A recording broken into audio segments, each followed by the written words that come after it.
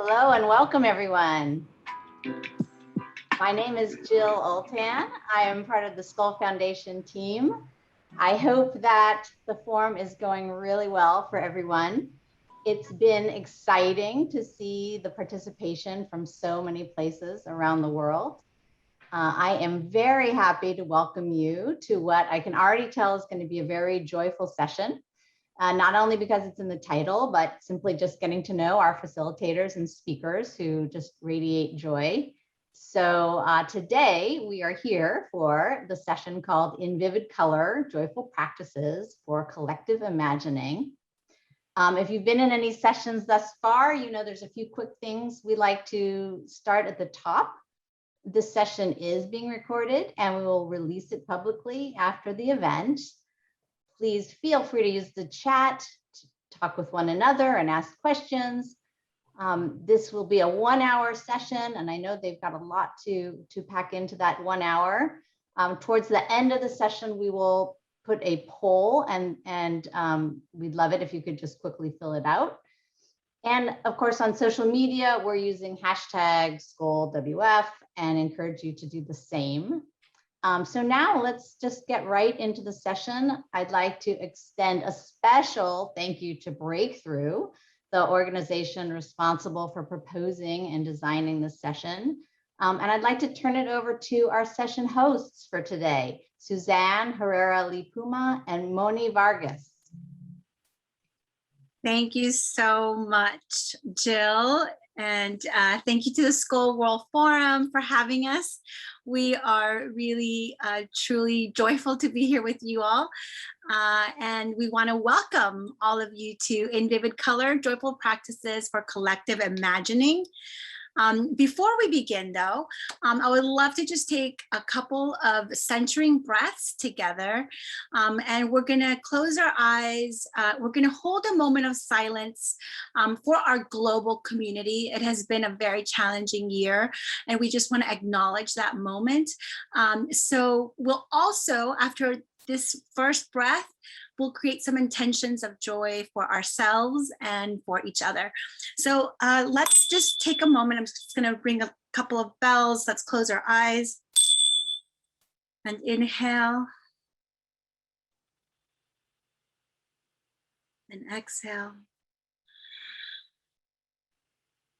And let's inhale one more time and exhale.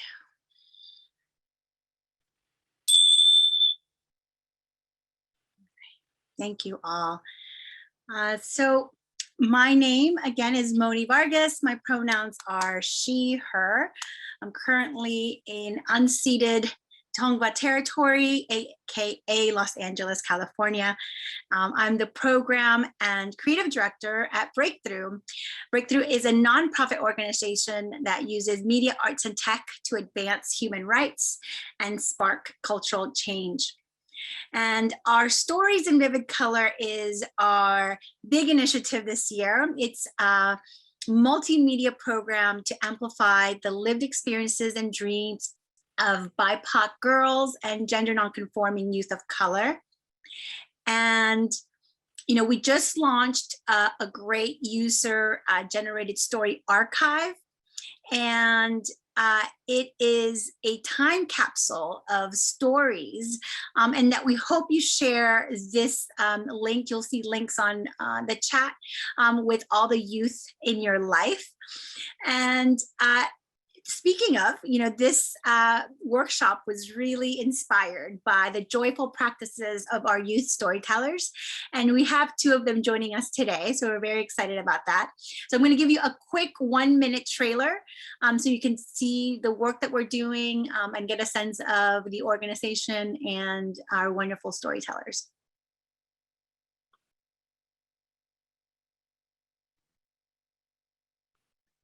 I would see in the media a tall blonde woman with light blue eyes, but I'm not like that at all. I'm very short, my hair curls, I have brown eyes. I can be a Dominican American and go braless and have natural hair and be these thousands of things because that's just who I am. As a teenager, it can be really hard. We have these pressures and these expectations, but at the end of the day, whatever is best for me, I'm gonna do. I'm not a man and I'm not a woman. I am something completely different. Our stories need to be heard, and representation matters within the media.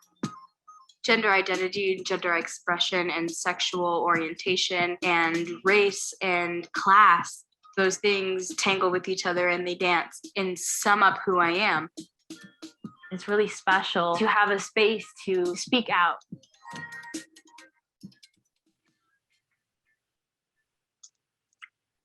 Thank you for spending this time with us and watching some of the work that we're doing. So just for today, we acknowledge that we all need healing spaces within all of our activist and creative communities. And we hope that collectively, we can not only learn practices that expand our imagination, catalyze our joy, but that we are fully interactive in this session. So please use our hashtag #BreakthroughJoy to join the conversation and share your own joyful practices, your artwork, and any findings to our live Google Doc. There will be some links in the chat for you.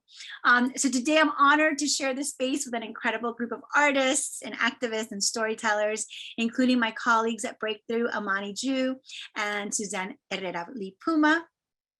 And I'm handing the mic over. Thank you, Moni. It's a pleasure to be here with our incredible group of presenters and all of you. I'm Suzanne Herrera Puma. My pronouns are she, her, and I joined Breakthrough to support educational and arts outreach for the Our Stories in Vivid Color initiative as an ACLS Leading Edge Fellow. I'm calling in from Washington, D.C., which sits on the lands of the Anacostans or Nacashtan people and neighbors the lands of the Piscataway and Pamunkey peoples. I want to thank Amani Ju of Breakthrough, who is here with us today. We'll be co-facilitating and sharing amazing information in the chats and wonderful help. Hi, Amani. Hi, happy to be here. Thanks everyone for joining us. We are also so honored to share this space with activists and artists who will introduce themselves now. We'll start with Favianna Rodriguez. Hi, everyone. My name is Favianna, and I am an artist, activist, and founder of the Center for Cultural Power. And I'm joining you from Ohlone land, also known as Oakland. And my work is centered around justice, freedom, and healing, and recognizing that a colonial and capitalist system has really disconnected us from our bodies, and that often the way we organize is through pain-oriented narratives. And in my work, I am about joy-oriented narratives and about how we can heal our bodies and our minds through movement and art. And so really excited to be sharing some of my artistic practices with you today. Thank you, Favianna. We are also here today with Susu Attar, and I will pass the mic to Susu. Peace, everyone. I'm Susu. She, her pronouns. I'm coming from Los Angeles, Tongva land. I'm excited to be here with you all. I am a visual artist with an individual practice, a collaborative practice, and a communal practice. So I basically am looking at the way representation has inhibited people and the way we can use image to free up the stories that are told about us, othering us, and how we kind of create infinite possibilities with that. So excited to talk more about drawing and imagination today. Thank you, Susu. Also, we have with us today Nia Asemota, and I'll pass the mic to you, Nia. Hi, everyone. My name is Nia Asemota. Pronouns are she, her, and I'm currently calling in from New York City. So I am an incoming software engineer at NASA, illustrator, and junior at NYU. And also with that, I'm the creator and artist behind the Black Girls Code, the Future Coloring book. So I created this in collaboration with Black Girls Code in order to inspire and empower young Black and Brown women interested in STEM. And especially being Afro-Latina in this field, knowing the importance of representation, I highlighted the stories, the narratives, and quotes of these 15 amazing women in STEM so that anyone who colors along learns their stories and is like, wow, like that's a role model, someone I can look up to. So I'll talk about that later on, but super excited to be here and super excited to share. Thank you. Thank you, Nia. And for those of you following along in the chat, Nia, we have a link to a page from Nia's coloring book. So just look at that, and we'll share it again at the end of the session. And finally, we're so pleased to have with us Sara Mora. Hi everyone, my name is Sara Mora. My pronouns are she, her, hers. I'm in New Jersey in Nanticoke, Lenni, Lenape land. And I'm so grateful to be in the presence of so many powerful community leaders that are really making history, but in present time happen. I'm the founder of Population Mic, and my focus in my work is decentralizing mainstream media narratives about undocumented communities within the US. And through Population Mic, I work to do that by taking on pro bono clients of nonprofits that don't have the funding to run and create ecosystems online, and by bridging the gaps between tech access and language accessibility in migrant communities, and making sure that our communities, including myself as a DACA recipient, have the opportunity to lead our own stories and to really emphasize through focusing on personalized stories that migration is not a one-person issue, but really a global crisis. And yeah, I'm excited to talk to you all more about that today.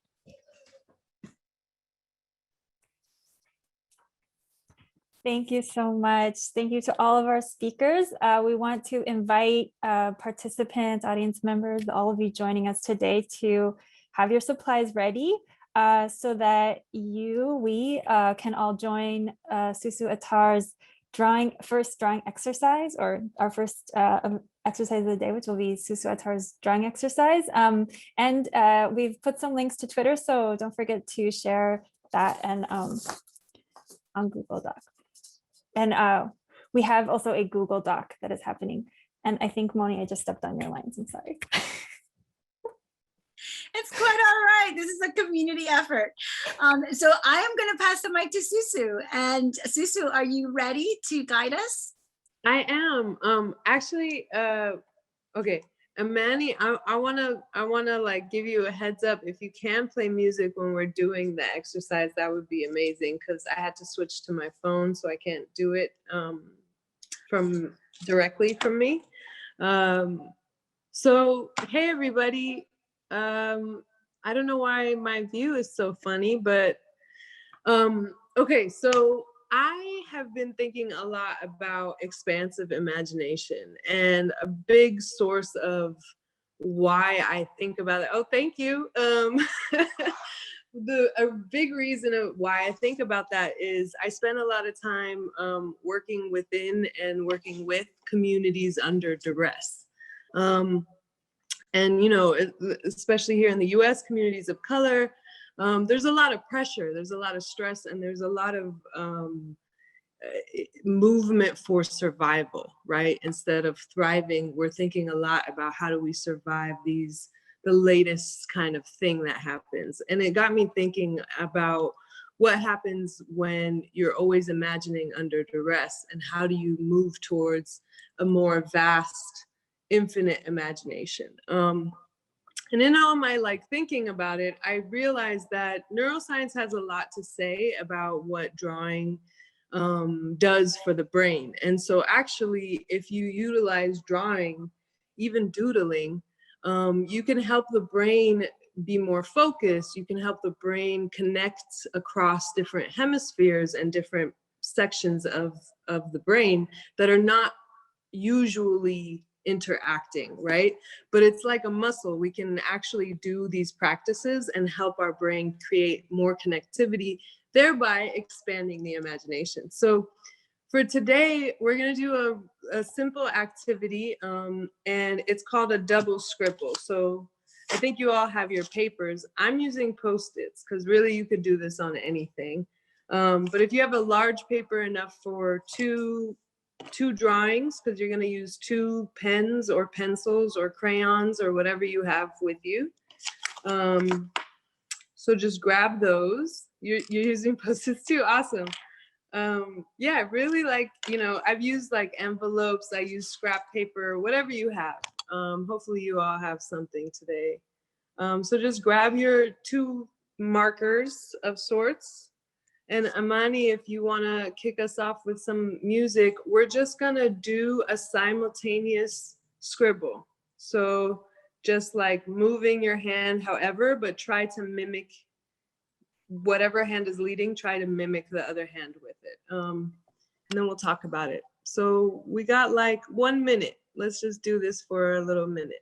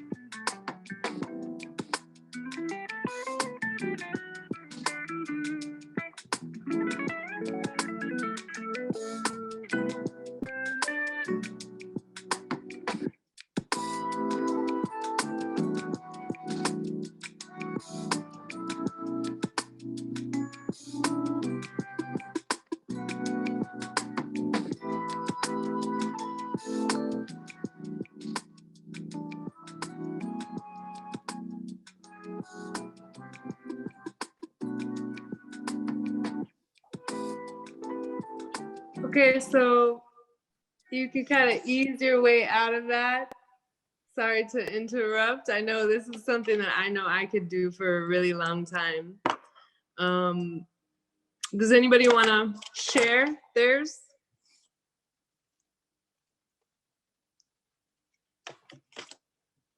Awesome.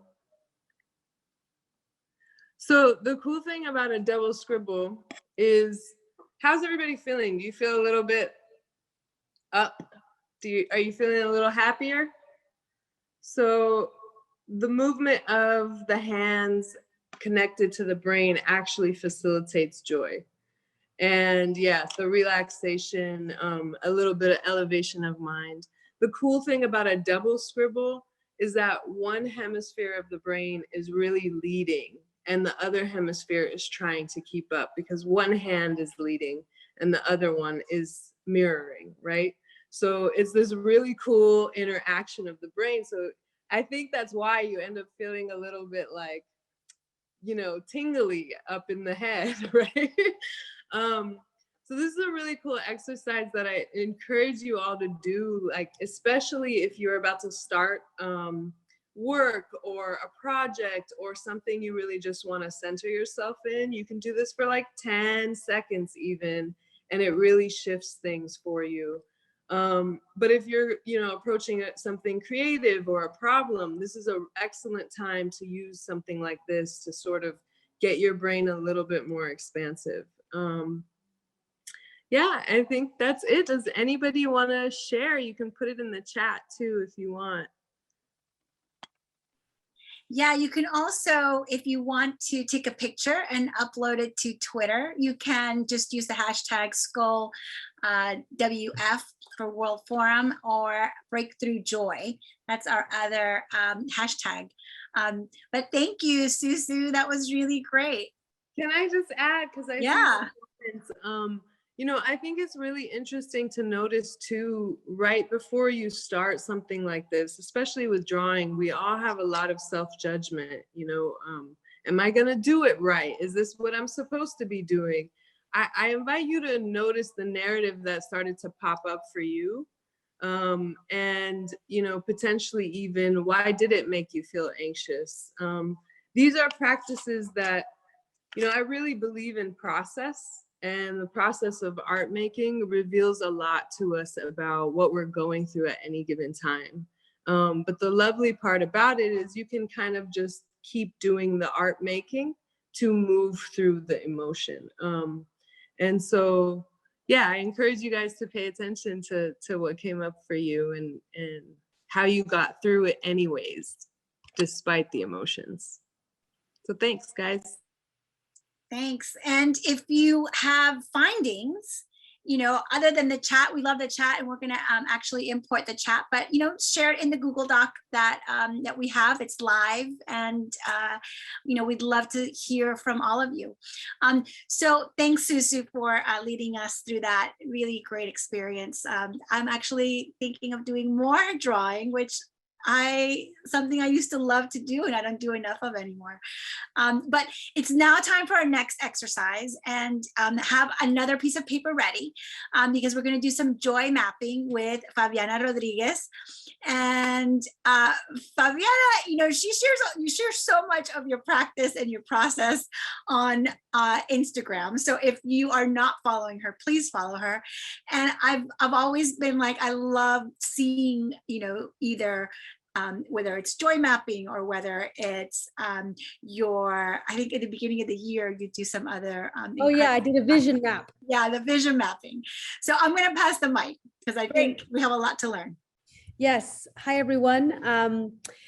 I am a visual artist and a lot of the way I work, the way I practice is around not trying to put limits between what's in my mind and what needs to come out on the paper. And I think often when we're looking at a blank sheet of paper, we stress out about what needs to come out. But part of what I encourage you to do is to just let things move from your mind to the paper and not judge it and not edit it, but just allow it to be, because that's what needs to come out. I mean, in reality, what art is, it's moving something from the imagination into the physical realm, because we can't see what's in your head. And when you draw it or you actually put it down on paper, it begins to take form. And this is actually why I do a lot of vision mapping, is because I want to be able to put in front of me that which I'm trying to call in. Right. So one of the things for my vision map this year is that I wanted to meditate more. And I had my little health board and I had a bunch of things like walking more and meditating more. And interestingly, I haven't done as much meditating, and it was on a Post-it and my Post-it fell off. And I was like, oh, wow, the Post-it fell off. And that's very appropriate because I'm not doing that.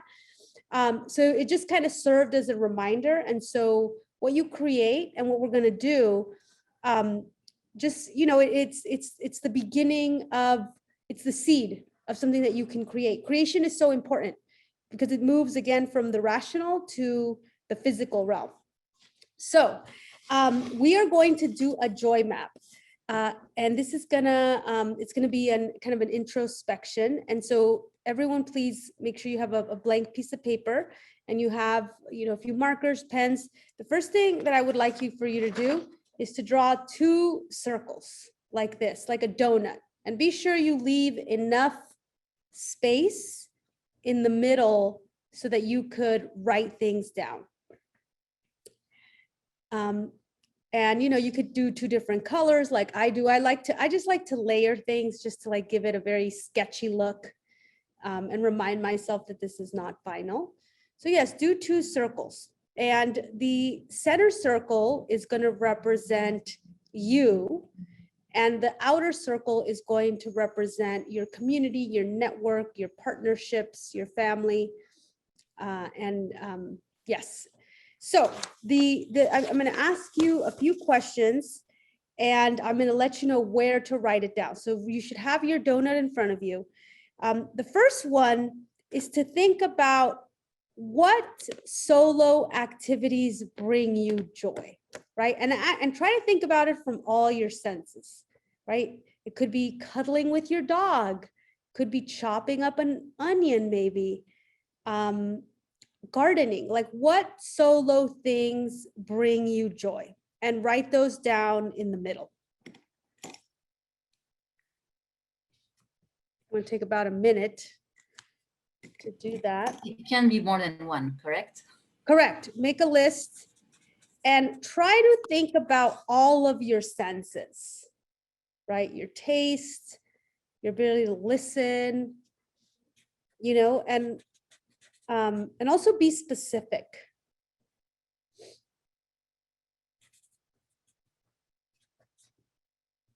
Solo activities that bring you joy.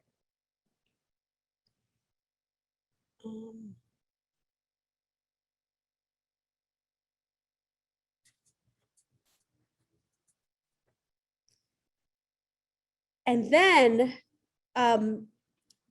connected to that activity, write down a few things of what sensations do you feel in your body, right? So for me, for example, gardening brings me joy, and I feel connected. I feel, that's not a sensation, that's an emotion. I like the dirt. I like the green colors bouncing off my eye. So think about what are the sensations, and what are you feeling? What specifically do you feel when you're doing that activity? So just put a few bullets. And it can be a blend of emotions and sensations. For some people, for example, breathing, and actually for a lot of us, breathing literally calms down our nervous system. And it's a very useful way to come back to your joy and your humanity. So write that down. What things are associated with it?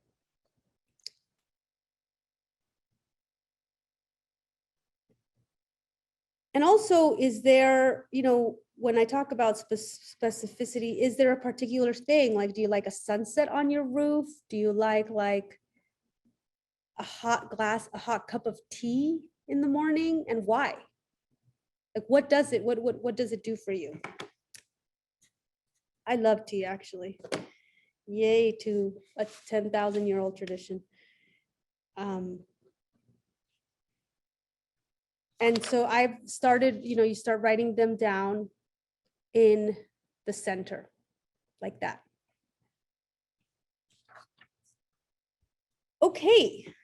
So now we're going to move into, well, actually, something I would like you to reflect on is, how do you prioritize these things in your life? Like, are they a regular practice that you have, or do you struggle to fit it in? And I encourage you to think about that, because part of, a lot of what we're dealing with in our world today is that a lot of us are involved in social justice. And we have to recognize that historically we are living in a global time of domination in which our bodies are forced to be very, very productive. And we value people and even ourselves based on how hard we work and how much we achieve and accumulate. And joy kind of gets left over to the side. And it actually affects a lot of people, and throughout the world, you'll see it, and even the amount of mental health challenges. And so part of the importance of writing this down is to also think about how you can remind yourself and how you make space for it. So before we go into the next part of thinking about what things with people bring us joy, I would love to check in with, why don't we see Nia? Nia, what do you have so far for your solo activities? So I wrote a couple down. So I put planting for one, and I know, and it's crazy because this is okay, so I started loving plants more recently, and talking to my mom and my grandma, and this is something that's been passed down from my great grandmother in Puerto Rico. So I have some of her aloes in my room, which is so exciting to see them grow, knowing how old they are and just seeing them propagate and prosper is so, it's like a piece of her in my room, which I love. I put drawing. I've always drawn and created art in my entire life, and at the beginning of the pandemic, started to pick it up again just as a stress reliever. And you were talking about the sensations earlier. So for me, a really relaxing sensation is just the way my pencil glides across my iPad. And it really allows me to clear my mind and kind of just go with the flow, and wherever my hand leads me, the strokes are, as they should be. There's no mistake, so to speak. So that's kind of where I was going so far. I love that. And what you described, my father who passed away, I have all his plants and I love watching them grow. But you talked about propagation, right? Which is just, propagating plants is the ultimate fun activity. Yeah, it's so cute to see them grow. Yeah, and I think, as you think about how much time you spend, is also how is your physical environment conducive to your joy, right? How are you making space to make sure you can tap into your joy at any moment, because it's there, right? Your propagation stuff is there, your iPad, your drawing tools are easily accessible so that you don't have to pull them out of a box. Exactly. Cool. Okay, great. So let's now move into let's start naming what activities bring us joy that require more than us. And I wanted to start with us as individuals, because I also think it's very important to take full responsibility for our joy. Because when we don't, we look to other people to fulfill our joy, and it especially happens in relationships. It especially happens in romantic relationships. And it's about how are you being responsible for your joy, right? And making time for your joy, because we just don't learn that in our culture. We learn to find it in something else or find it in objects as opposed to something that's already around us. So cool. So let's move to the next layer of the donut, which is things that you do with another person or with a group of people. What joyful activities do you like to do? And in the same way, be specific about what do you like? What do you like? Do you like a human touch? Do you like the ability to connect deeply? Do you like to listen? Do you like to be listened to? What is it about the activity with another person or another group of people, or even actually other species? Maybe you like to go on a walk with your dogs. So write out, actually that would probably be in your solo one, because dogs are like our best friends. So they love us. Yes, so write down some of these things. For example, I like to go mushroom foraging. That is the ultimate. Yes. And Sara, I'm gonna call on you in a few minutes so you could share some of yours. I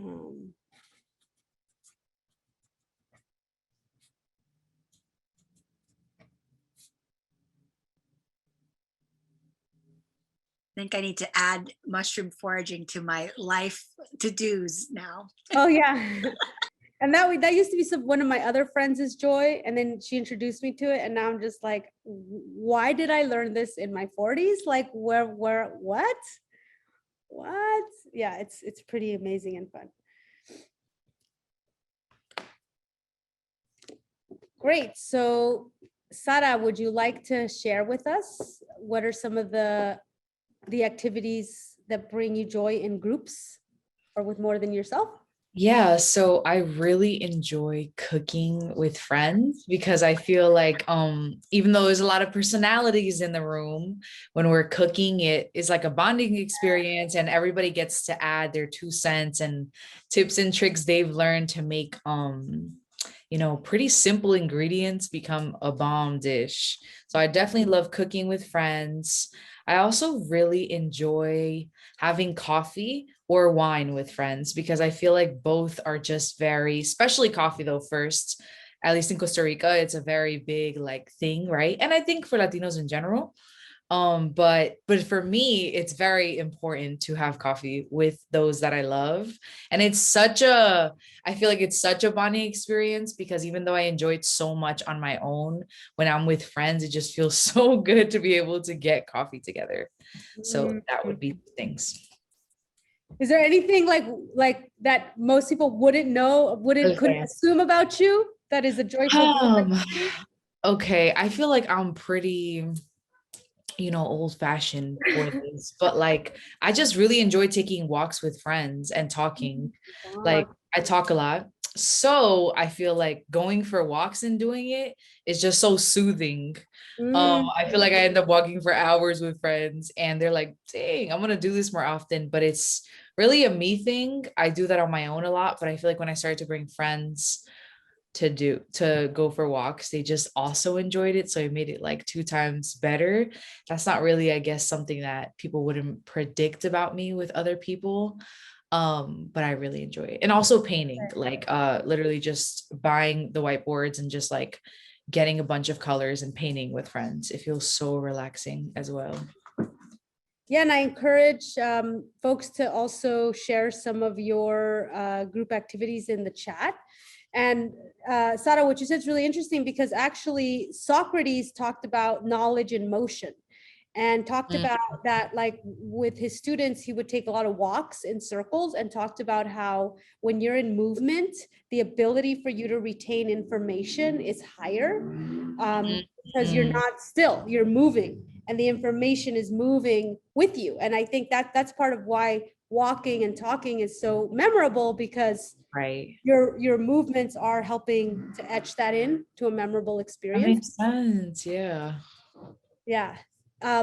So yes, and I think one thing also to think about is how much time is built into your calendar for these kinds of practices, right? Like, do you have a weekly slot that is your friend walk time, right? Or your movement time, or even like uninterrupted coffee time, right? Not in front of the Zoom, but just by yourself.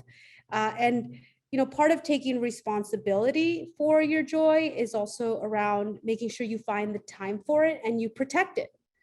Because we live in a system that is literally, is crushing our joy. And joy includes all, things like grieving, right? Releasing, letting go, being in a place where you could, just have the things move. I think joy can, sometimes people think it's like this, but in reality, joy is about our ability to tap into our humanity. So the final thing to draw is a symbol that represents your joyful practices, right? What is a symbol that you can draw? It could be something very easy, just that is you, is like you and your joy.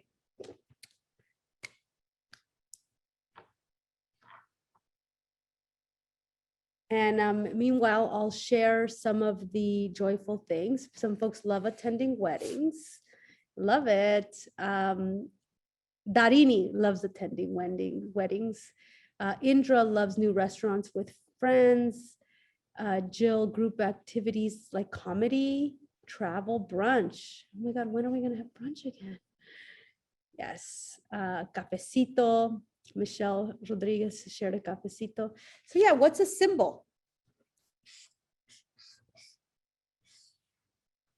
And I will share mine really quick, and then I think I will go back to you, Nia. So get ready for your symbol. My symbol is a mushroom, because I love mushrooms. I love what they represent. You know, they're very intelligent. They are like one of the most intelligent species.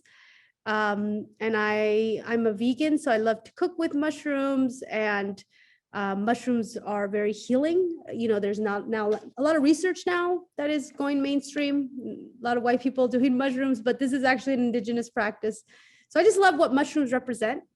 And I also want to name that as part of my joy map. I did put sexy time. I love sexy time, and that's a part of my joy. And so I encourage you, as you're reflecting, you know, include all of the things, not just what our society tells us is acceptable. So Nia, show us your symbol, please. Okay, so I'm not sure how well you can see it, but I was just starting to sketch out, like, that's me with paper and my iPad with my legs kicked up, just thinking and drawing. So that's what I came up with. I love it. Thank you. Yes.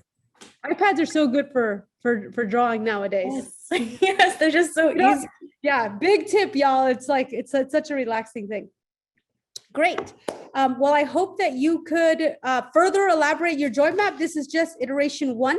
You know, do something visual, put something on your fridge in your room, and prioritize your joy and analyze. Like, even if, you know, you're like, okay, this month I'm going to commit to a daily joy practice, even half an hour, and see how you feel. And would love to hear about it and what kind of transformation you undergo. Thank you so much, everyone. Thank you so much, Favi. That was amazing. That was incredible. And I want to commit to more joy, and I hope you all do too. And up next, I am going to do a mix for you all, just some music, but I encourage all of you to stand up. You can turn your camera off if you feel more comfortable, but if you leave your camera on, we may spotlight you to see you dance. And you know what I find, that's one of my joyful practices. And we will be sharing a mix for you to download, and I think the download mix is in the chat. So I'm going to take a moment. There's my one of my joys in the background. But I'm going to just take a moment to set up, and I'll pass the mic to Suzanne just for a couple of minutes, and I will get ready.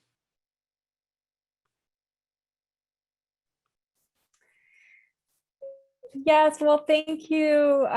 Thank you, Favianna, and thank you everyone for, oops. Oh, I can't tell if my mic is on. Is my mic on? Okay, thank you. Thank you all for participating in the exercise. I think there was also a Google Doc and some people were adding drawing, playing the piano, going for a run, cooking, singing, dancing, and a few other reflections on the drawing exercise. Oh, here we are. Here's Moni. So we just invite you to join, whichever way you best wish to, for the next 15 minutes.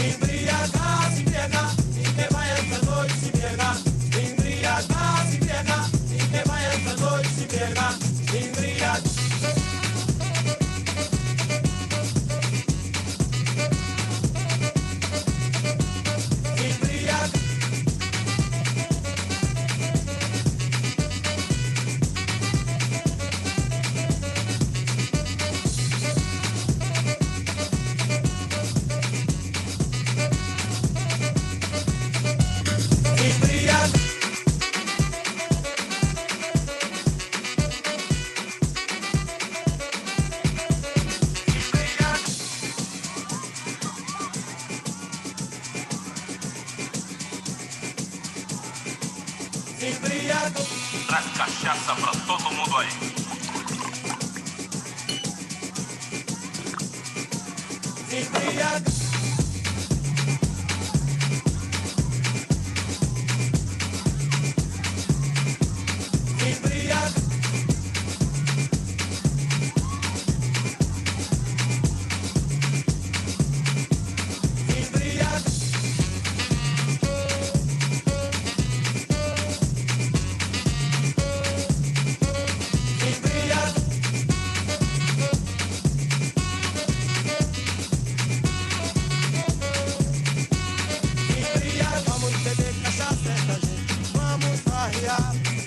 Vamos beber cachaça, essa gente. Vamos farrear. A cachaça é gostosa, ninguém vai se embriagar. A cachaça é gostosa, ninguém vai se embriagar. Se embriagar, se embriagar, ninguém vai essa noite se embriagar. Se embriagar, se embriagar, ninguém vai essa noite se embriagar. Se embriagar, se embriagar, ninguém vai essa noite se embriagar. Se embriagar, se embriagar, ninguém vai essa noite se embriagar. Vamos beber cachaça, essa gente. Vamos farrear. Vamos beber cachaça, essa gente. Vamos farrear. A cachaça é gostosa, ninguém vai se embriagar. A cachaça é gostosa, ninguém vai se embriagar. Se embriagar, se embriagar, ninguém vai essa noite se embriagar. Se embriagar, se embriagar, ninguém vai essa noite se embriagar. Se embriagar, se embriagar, ninguém vai essa noite se embriagar. Se embriagar, se embriagar, ninguém vai essa noite se embriagar. Se embriagar.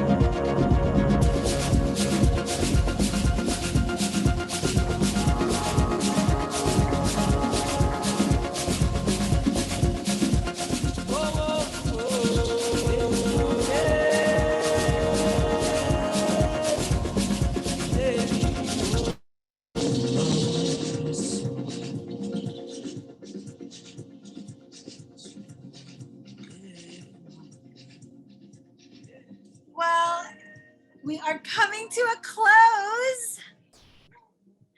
But I just want to say thank you all for joining us, and to all of our speakers and our whole breakthrough team.